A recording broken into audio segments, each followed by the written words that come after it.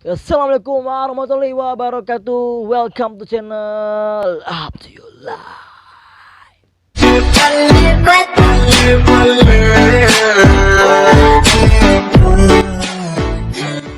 Di video kali ini saya membahas tentang kasus Enron. Enron sendiri adalah nama perusahaan yang mengalami kerugian yang berada di Amerika Serikat.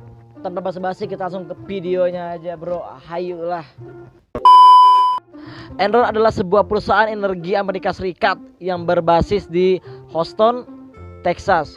Perusahaan ini didirikan pada tahun 1930 sebagai Northern Natural Gas. Enron sebelum tahun 2001 mempekerjakan sekitar 21.000 orang pegawai dan merupakan salah satu perusahaan terkemuka di dunia dalam bidang listrik, gas alam, bubur kertas dan kertas, serta komunikasi. Enron mengaku penghasilannya pada tahun 2000 berjumlah 101 miliar dolar. Tokoh penting pendiri Enron, yang pertama adalah Kenneth Lai, CEO dan CRO. Sementara adalah Stephen F.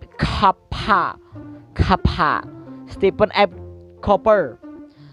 Ketuanya ada John G. Ray, 3 atau apa nih ya, III. Wakil komisarisnya ada Silford Baxter.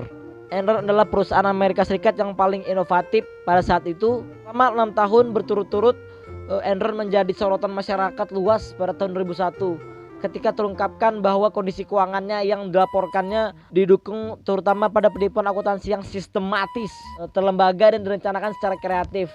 Munculnya kasus manajemen Enron melakukan kecurangan, window dressing atau memanipulasi akun-akun laporan keuangan agar nampak menarik di mata investor dengan cara menyembunyikan hutang-hutang 12 billion dolar itulah. Teknik balance sheet atau mencatat di buku besar sehingga tidak nampak di laporan keuangan. Special purpose partnership atau mendirikan kurang lebih 90 perusahaan di luar Enron untuk mengalihkan hutang-hutang Enron. Penyebabnya yang pertama adalah masalah kepentingan pemegang saham mayoritas dan manajemen transaksi dengan pihak beberapa perusahaan afiliasi. Yang kedua adalah pemberian opsi saham atau stock option plan yang masih tidak hanya kepada karyawan kunci, bahkan komite audit, karyawan bisa, serta program pensiun karyawan dengan memperoleh opsi saham ke perusahaan. Yang ketiga adalah penjualan saham dalam skala besar oleh pihak orang dalam. Dapat keruntuhan Enron. Keruntuhan perusahaan energi Enron cukup banyak berdampak bagi dunia bisnis internasional. Akibat kebangkrutan Enron pada tahun 2001, sedikitnya 4.000 karyawan kehilangan pekerjaannya. Kolapsnya Enron juga mengguncang neraca keuangan para kreditornya yang telah mengucurkan miliar dolar, atau JP Morgan Chase dan Citigroup adalah dua kreditor terbesarnya. Para karyawan Enron dan investor kecil-kecilan juga dirugikan karena simpanan hari tua mereka yang musnah. Sebagian besar dana pensiun dan tabungan 20.000 karyawan Enron terikat dalam saham yang kini tanpa nilai. Oke, begitu saja penjelasan tentang kasus Enron. Ini adalah cerita singkatnya saja bagaimana dia bisa bangkrut dan mengakibatkan 4.000 pegawai kehilangan pekerjaannya. Mungkin di penjelasan ini ada yang kurang jelas atau kurang lengkap, dikarenakan saya mengambil yang penting-pentingnya saja.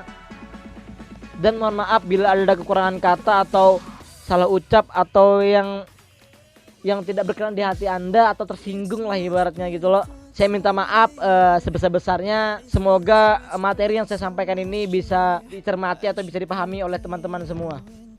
Oke, terima kasih udah nonton video ini dan sampai jumpa. Cheers to the wish you were here, but you're not. 'Cause the drinks bring back all the memories of everything.